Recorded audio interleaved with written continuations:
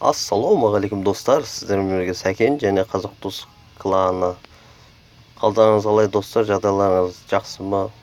Бүгінгі күн шырайлы, таңдарыңыз арайлы болсын деп, тағы бір әдемі Премьер-лига соккердің кезекті бір ойын өткізетін боламыз.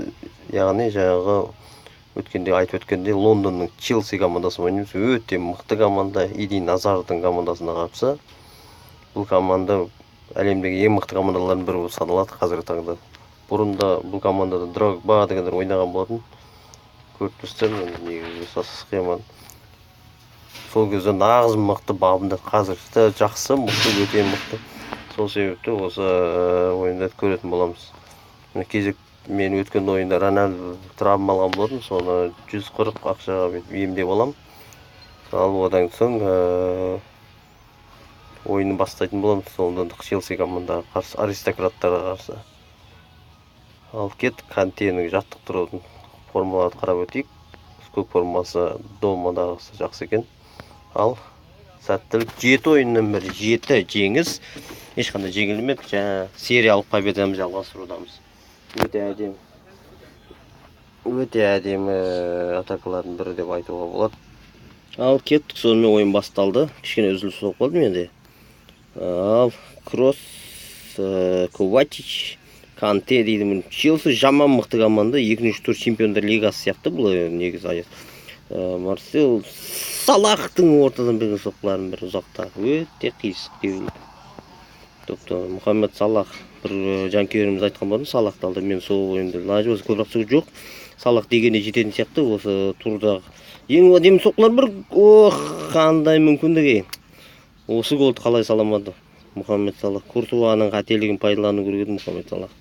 Әдейі осылай қойып қоямын, және бай. Ширетеу тартқан добы қисық кетті. Челси қазір Рональдо, Криштиану Рональдо соққысы 9-ға. Өзінің оң аяғында берген соққысы өте әдемі болды. Бірақ ол голға айналмады. Пас. Иско. Кешіресіздер, менде кішкене дауыстар басқа нелер болатын. Мен жұмыс бабымен жұмыс істеп отқан деген түсіріп жатырмын. Сөйлеген жаңа дауыстар нелерге айыпқа бермейсіздер. Және аристократтарға қарсы Салах екінші мүмкіндігі тағы да табылды. Криштиану Рональдо гол. Сальто тастап жатыр Рональдо. Өте әдемі Рональдо. Криштиану Рональдо әдеттегі өзінің нағыз стилімен гол салды. Өткен ойында аяғын сындырып кеткен болатын, бірақ оны жарақаттап алды. Негізі Рональдосыз бір ойын түсіріп көру керек еді. Білмеймін, ол кезде мен қиналған шығармын, может. Көреміз. Рональдо топқа араласып кетті. Өте бабында, қазір жақсы ойнауда. Кросс, Бакайоко дейді. Бакайоко маған ұнайды осы футболшы. Өте жақсы ойнайтын ойыншылардың бірі. Криштиану Рональдо сөз жоқ. Топты көтеріп ұстады, баспен берілген соққы өте әдемі финттердің бірі. Рональдо хавая. Мұнан қараңыз, қайталап өте әдемі. Мұнан қараңыз. Топты көтерді, баспенен. Осы гол болып кеткен кезде супер гол болған еді. Мұхаммед Салахқа тағы бір мүмкіндік. Осы ағаш болып қалды ма, Салах не болды? Ливерпульдегі және бір соққысы Салахтың. Салахта жылдамдығы онша аз. Тағы да қисық кетті міне. Жоқ. Улабой. Бұрыштама добы және Бензиманың пасы. Марсело бой күшкен сөзді қалай ұрып кетті. Әдемі. Паптордың бір жерде керегі жоқ. Бәрі көрінді. Тиба Куртуа бастап берді. Топта Криштиану Рональдоға доп жеткен жоқ. Марсело жібермеу керек бұнда кезде. Өте жаман олар. Міне, кросс ұстады бірдеңе. Кристиан. Сес Фабригасты бір амалдап ұстадым. Молодец. Рональдо өзінің сол қанатымен кетіп баратыр. Біреуін алдап өтті. Жеткізбес шаңғақ тұр. Тағы да допты көтерді. Немене баспен тұра берді, бәрі қисық кетіп отыр. Баспен аяқпен теу керек еді. Дұрыс болмады, не кішірек баспен теу керек еді. Финт. Бүгін Куртуаның мия ашып қойған еді. Соққы, енді үшінші гол. Мұхаммед Салах. Рональдо Салах екеуі ұрды. Жақында болатын финалға түптен дайын болып тұр. Өте әдемі Мұхаммед Салахтың добы. Міне қайталап бір ұзақ планнан бір көрсетіп жіберейін. Және қақпашы қалай қарай кеткен, бұл қалай қарай соққы жасағанын көріп қоямын. Мен 7 ойыннан бері жеңілмей келатым. Сериялық осы 8-ші ойын өзі жеңдік десек те тура келенже, бірақ енді алдын ала бірдеңе деп айта алмаймын. Бірақ Челси 90% ойыны өзгертіп тастауы мүмкін. Міне Салах пен Иско екеуі қол алысуда. Иско Алькарнан екеуі кішкене рекламный роликті көріңіздер дейді. Ақша істеп алу үшін ол керек емес, мен айттым. Бұны таза ойынмен аламын мен. Милан, Сток және астына ойында Манчестер Юнайтед пен Манчестер Сити дерби болып жатыр. Олар 0-0 ойнап жатыр бірінші тайм. Рональду ұзақтан бір соққы жасап, Криштианоның ұзақтан бір соққысы ондай шемішкедей шағып жібереді. Тиба Куртуа. Тағы бір жанкүйеріміз жаңағыдай бізге айтқан екен, Луис Суаресті алшы деп. Осы сөзіңді бауырым орындаймын, бірақ дәл қазір емес, себебі ол Луис Суарес трансферлік базарға шыққан жоқ. Қашан шығады, мен сразу алатын боламын ақшаны жинап. Қазір Рональду жекті аламайды ондай. Бакайоко дегендер доп беретін ойыншылар емес, оны мынау. Кросс қазірше зор кросстық жасап жатыр. Мұхаммед Салахтың ұзақтан берген соққысы. Куртуаның бойы өте ұзын, сол себепті оны ұзақтан соққы жасамай қойым керек еді негізі. Челси жанкүйерлері өте жақсы көреді негізі. Осы Куртуаның соққы. Аяқтардың арасын жауып үлгерді. Салах өте айлакер футболшылардың бірі. Салах, қорғаушылар болды.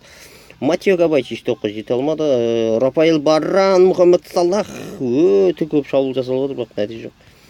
Челсиліктер 65-ші минутта алдын жабу керек. Варан допты жаба алмады. Виллианға кетті. Виллиан деген алдап кететін адамдар бар. Айттым міне, өте қиын, өте қиын.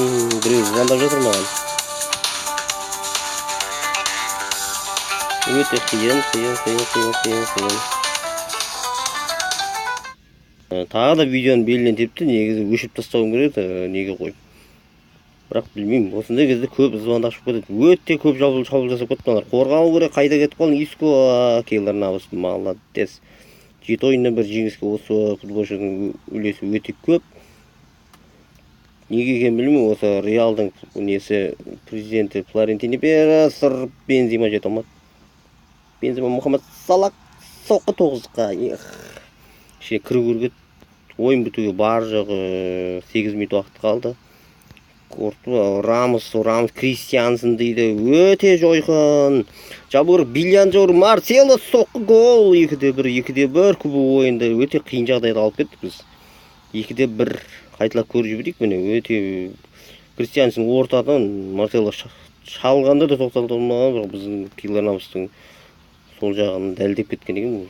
Маратаның орнына Сезар Аспиликуэта ауыстырылуда.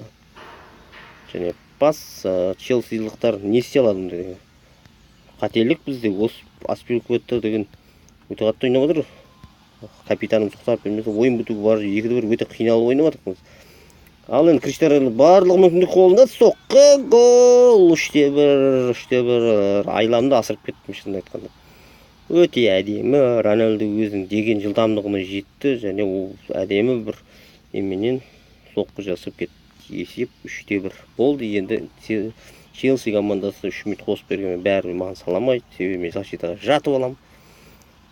Сонымен осы кезекте жеңіспен құттықтай берсем болады. 8-ші жеңісіммен және кубок ойын или Чемпиондар лигасы жаңағы бұда Чемпиондар лига деген жоқ, сол себепті элитный лига дейді. Сол элитный лига Чемпиондар лигасы ойын бітті. Не көріп тұрсыздар. Ең жақсы ойыншы мен тағы да Криштиано Роналду болса керек деп ойлаймын мен. Қол алып, бәрі Кейлер Навас ортада бәрі шықты және ойын кезекті тұрды. Рамос Рональду ең жақсы ойыншы атанып, Рамос бастаған жігіттер бәрі кетті. Міне кезекті ойында біз мына Челсиді ұйықтатып, Сток ойнайтын. Сток Атлетико Мадрид пенальти ресесін ұтқан. 2 дербиден Сити ұтып кеткен екен пенальтиді. Ақша керек емес. Кезекті турда біз Барселона ойнаймыз, Эл Классиконың алдында ойын екен. Сонымен сіздермен қоштасатын боламын. Қош сау болыңыздар. Кезекті турда Луис Суарес шықса алып жатамын.